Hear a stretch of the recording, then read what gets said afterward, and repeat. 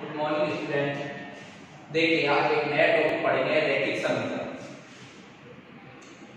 रैखिक का मतलब तो क्या आप जानते होंगे, छोटी क्लास में आपने पढ़ा। रैखिक का मतलब होता है वह रैखिक समीकरण शब्द है पूरा। तो रैखिक समीकरण का मतलब होता है वह समीकरण जिसकी घात एक हो। आपने नॉर्मल समीकरण देखी होगी, 3x + 5 इस तरह से बराबर में 0। तो यहाँ पर घात कुछ भी नहीं है, इसका मतलब एक है। और जब घात एक रहती है तो उसे रैखिक समीकरण बोलते हैं। घात 2 रहती है, स्क्वायर रहता है, उसे द्विघातीय समीकरण बोलते हैं। वो अलग टॉपिक बन जाता है। फिर मैं फिलहाल आपको जो समझा रहा हूँ, जो आपके चाहे 8th क्लास हो चाहे 7th हो, सभी में कॉमन टॉपिक होता है रैखिक समीकरण, यानी कि समीकरणों को सोल्व कैसे किया जाता है। देखो एक बार पिछली क्लास में, पिछली वीडियो में मैंने आपको ये सारी चीज बताई थी स्टार्टिंग में, पहले वीडियो में। आज फिर इसी टॉपिक को नया करके पर आगे पढ़ते हैं। सबसे पहले मैं वही चीज दोबारा रिपीट करता हूं। पक्षांतरण जब होता है, पक्षांतरण में चिन्हों का परिवर्तन, अच्छे से पढ़ना बहुत इंटरेस्टिंग टॉपिक है और आपके 9th और 10th में आगे बड़ी क्लास में काम आएगा। पक्षांतर में चिन्हों का परिवर्तन, जो चिन्ह होते हैं उनमें किस तरह से परिवर्तन होता है। प्लस वाला जो चिन्ह होता है वह बराबर के उधर जैसे जाता है तो माइनस में चला जाता, या फिर माइनस का जो चिन्ह होता है वह जैसे बराबर के उधर जाता है तो प्लस में चला जाता है। इनटू वाला जो चिन्ह होता है वह जैसे बराबर के उधर जाता है तो वो भाग में जाता है, भाग वाला जो चिन्ह बराबर के उधर जाता है इनटू में जाता है। तो ध्यान रखना, प्लस वाला चिन्ह उधर जाता है माइनस में, माइनस वाला जो चिन्ह जाता है बराबर के उधर प्लस में, इनटू वाला जो चिन्ह बराबर के उधर जाता है भाग में, और भाग वाला जो चिन्ह बराबर के उधर जाता है इनटू में। मैं यहाँ पर लिखता हूँ कुछ क्वेश्चन आपको समझाने के लिए। देखो जैसे मैंने यहाँ पर लिखा कि 2x + 3 = 0। एक सवाल ये लिखा मैंने, 2x + 3 = 0। या पहले 2 को आप छोड़ो, बिल्कुल नॉर्मल, बिल्कुल बेसिक से, बिल्कुल 0 से स्टार्ट कर रहा हूं मैंने सवाल लिखा x + 3 = 0। मैंने यूं बोला कि प्लस वाली संख्या उधर जाएगी, किसमें जाएगी, माइनस में। तो बताओ ये प्लस का 3 जैसे ही इधर आएगा तो किसमें आएगा, माइनस में। अब इस सवाल को पूरा करते हैं। देखो 0 माइनस में आएगा 3 और 0 - 3, -3। 0 में से आप 3 घटाओगे, माइनस का आएगा 3 तो माइनस का 3। तो इस तरह से पूरा सवाल सॉल्व हो जाता है। छोटा सा सवाल है, x + 3 = 0। प्लस की संख्या उधर जाएगी नीचे तो माइनस में, 0 में से आप 3 घटाओगे, -3 बचता। जैसे सेकंड लिखता हूं मैं यहाँ पर y - 4 बराबर में 0। 0 की जगह की बार में 1 लिख देता हूँ, 2 लिख देता हूँ, 5 लिख देता हूँ, कुछ भी। यहाँ y है, कोई बात नहीं, x हो, y हो, a हो, b हो, c हो, d हो, m हो, n हो, कुछ भी हो। माइनस का 4 इधर आके किसमें आ जाएगा, प्लस में। तो y = 1 + 4, 1 + 4 का मतलब कितना हो गया, 5। अब ये प्लस में क्यों लिखा मैंने, मान लिख रखा है मैंने, माइनस वाली संख्या इसके पीछे आएगी तो प्लस में आएगी, माइनस वाली जैसे बराबर में इधर जाएगी तो प्लस में जाएगी। प्लस वाली थी यहाँ पर तो वह जैसे बराबर के इधर आएगी तो माइनस में आएगी। ध्यान रखना, प्लस वाली संख्या उधर जाएगी माइनस हो जाती है, माइनस की संख्या उधर जाके प्लस हो जाती है, यानी जुड़ जाती है। 4 और 1 5 हो गया। ऐसे एक और क्वेश्चन देखो आप। अब इनटू वाला लिखता हूं मैं, जैसे मैंने लिखा यहाँ पर 3x = 15। क्या लिखा मैंने, 3x = 15। तो मैंने जो बोला कि इनटू वाली संख्या, ये जो संख्या होती है ये इनटू में होती है, जो ऐसे बिल्कुल टच में रहती है वह इनटू में होती है, और इनटू वाली संख्या हमेशा भाग में जाती है। भाग का मतलब होता है बटे के नीचे जाती है। तो ये जो 3 है वह इस x के साथ इनटू में है, तो 15 के बटे में आ जाएगा 3। इनटू वाली संख्या इधर आके भाग में आती है, भाग का मतलब बटे में आ जाती है, तो x बराबर कितना हो जाएगा, 5। 3 का भाग जैसे आप 15 में दोगे कितनी बार, 5 बार। अगला क्वेश्चन मैं लिखूं यहाँ पर, जैसे t/4 बराबर में 3। यहाँ की पोजीशन देखा करो, यहाँ प्लस में है तो इनटू में जाएगा, यहाँ माइनस में है तो प्लस में जाएगा, यहाँ प्लस में है तो यहाँ माइनस में जाएगा,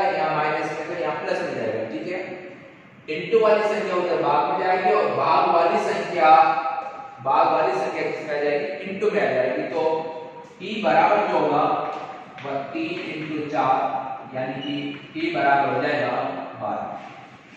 तो इस तरह से आपको ध्यान रखना है, प्लस वाली संख्या जो इधर आएगी वो माइनस में आ जाती है, माइनस वाली जो संख्या होती है वो प्लस में आ जाती है, और इंटू वाली संख्या इस तरह से बटे में आ जाती है और बटे वाली संख्या उधर इंटू में जाती है। तो आप देखें अब कुछ क्वेश्चन में और एक साथ करवा रहा हूं आपसे, देखो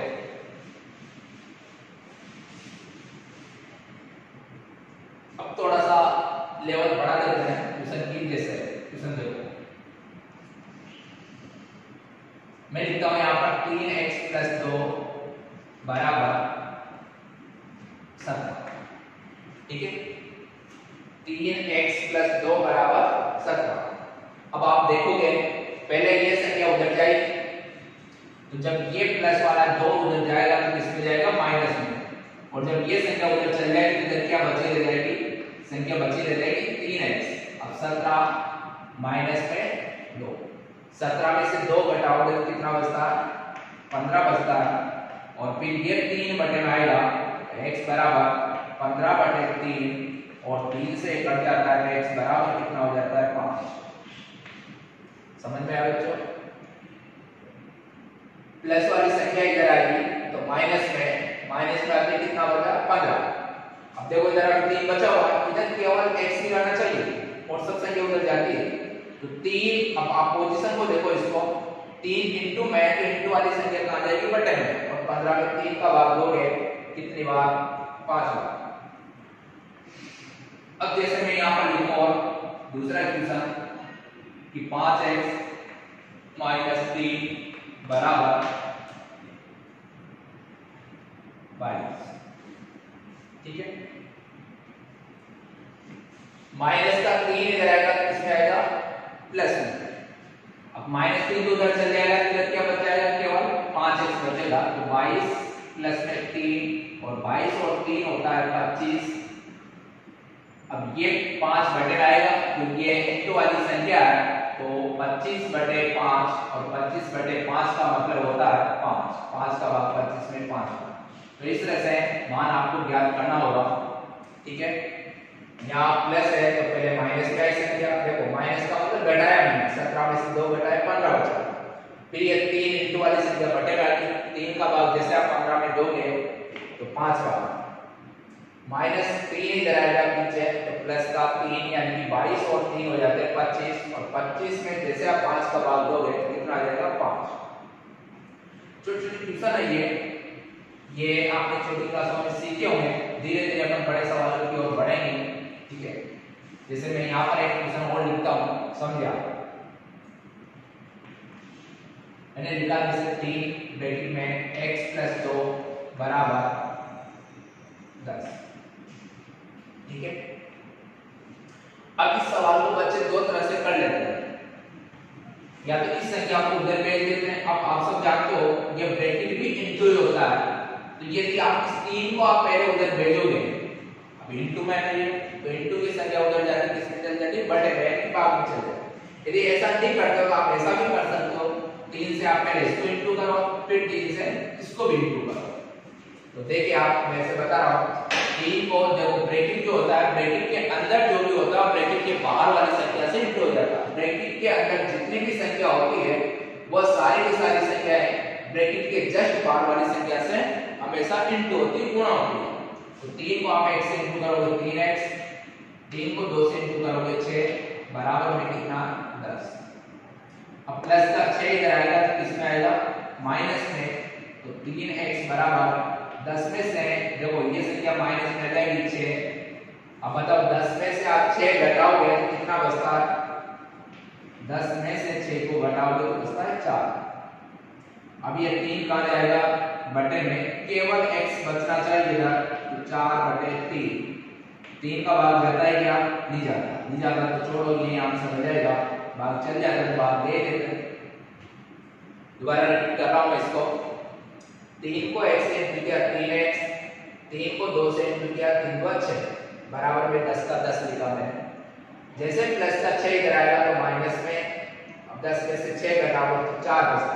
अब 4 तो इधर का बच रहा है, पर इधर बच क्या रहा, 3x बच रहा। अब ये 3 कहां चल जाएगा, बटे में, तो x बराबर कितना हो जाएगा, 4/3। तो देखो इस तरह की क्वेश्चन है। कल अगली वीडियो में फिर और ज्यादा लेवल का पढ़ेंगे। मैं फिलहाल कुछ क्वेश्चन आपको दे रहा हूँ, घर से आपको करके मुझे सेंड करना है।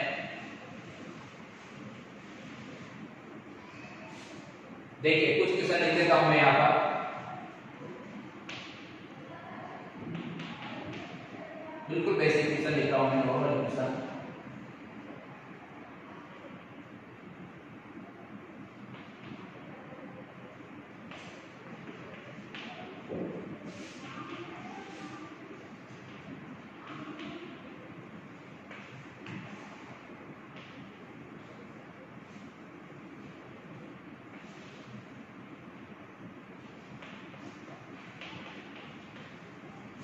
बिल्कुल छोटे क्वेश्चन है ये, आपको करने हैं पूरे पूरे।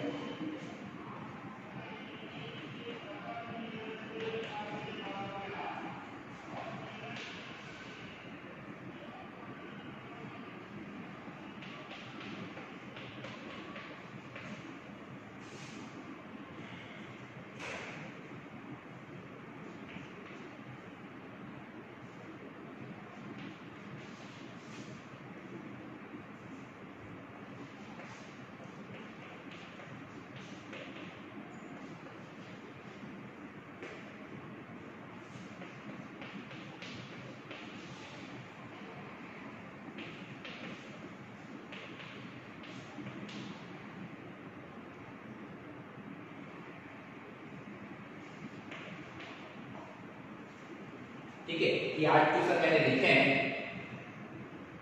ठीक है, पूरे पूरे कंप्लीट आपको करना है। पूरे 8 क्वेश्चन है ये, कंप्लीट करना है और जैसे करना है। ठीक है, थैंक यू।